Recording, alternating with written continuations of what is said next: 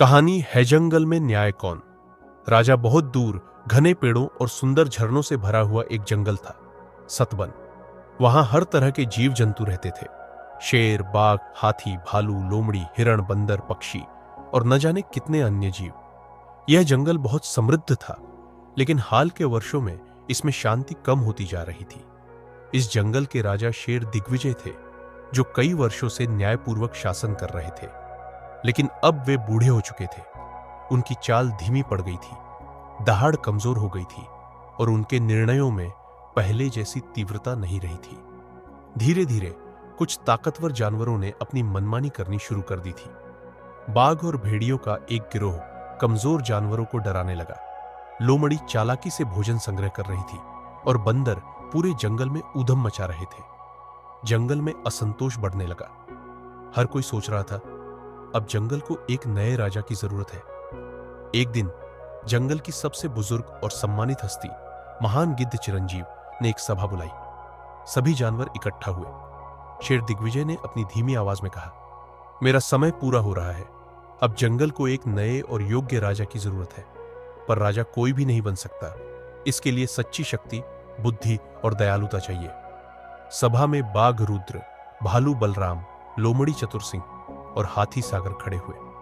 सभी ने राजा बनने की इच्छा जाहिर की।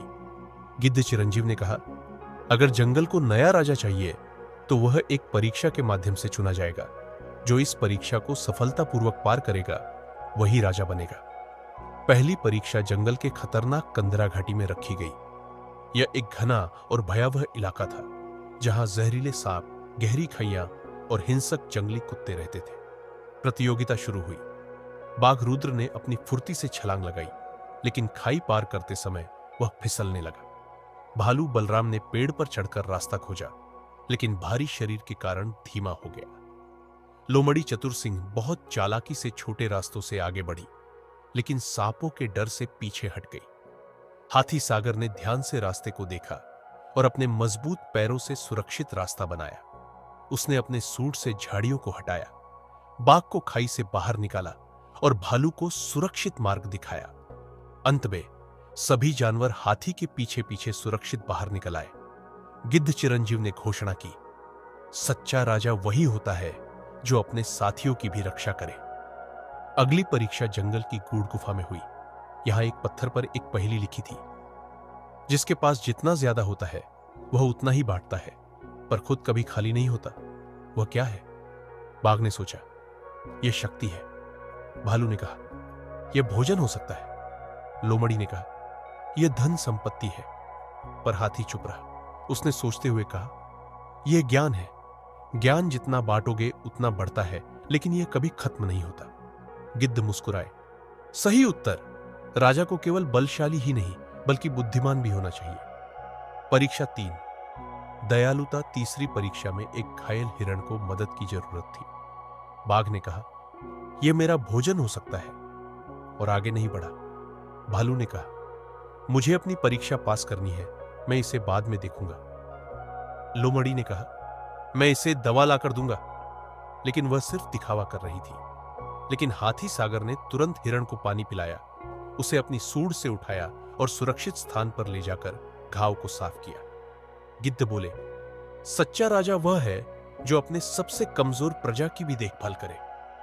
अंतिम परीक्षा के दौरान जंगल में अचानक आग लग गई। बाघ जोर जोर से दहाड़ने लगा, लेकिन उसकी दहाड़ ने जानवरों को और डराया। लोमड़ी भागकर खुद को बचाने में लग गई। भालू ने कोशिश की, लेकिन वह अकेले आग को नहीं बुझा सका। हाथी ने जल्दी से योजना बनाई।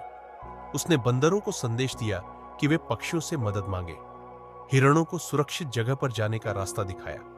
फिर अपनी सूंड से पानी भर भर कर आग पर डालना शुरू किया। धीरे धीरे आग बुझने लगी। गिद्ध चिरंजीव ने घोषणा की, अब यह तय हो गया, हाथी सागर जंगल का नया राजा होगा। नया राजा और खुशहाल जंगल। हाथी सागर ने राजा बनते ही सबसे पहला आदेश दिया, जंगल में सबके लिए न्याय और समानता होगी। अब कोई भी जानवर अपनी ताकत का दुरुपयोग नहीं करेगा। कमजोर और छोटे जानवर भी सुरक्षित रहेंगे। धीरे धीरे जंगल फिर से खुशहाल होने लगा। बाघ, भालू और लोमड़ी ने भी अपनी गलतियों से सीखा और हाथी के साथ मिलकर जंगल की भलाई के लिए काम करने लगे।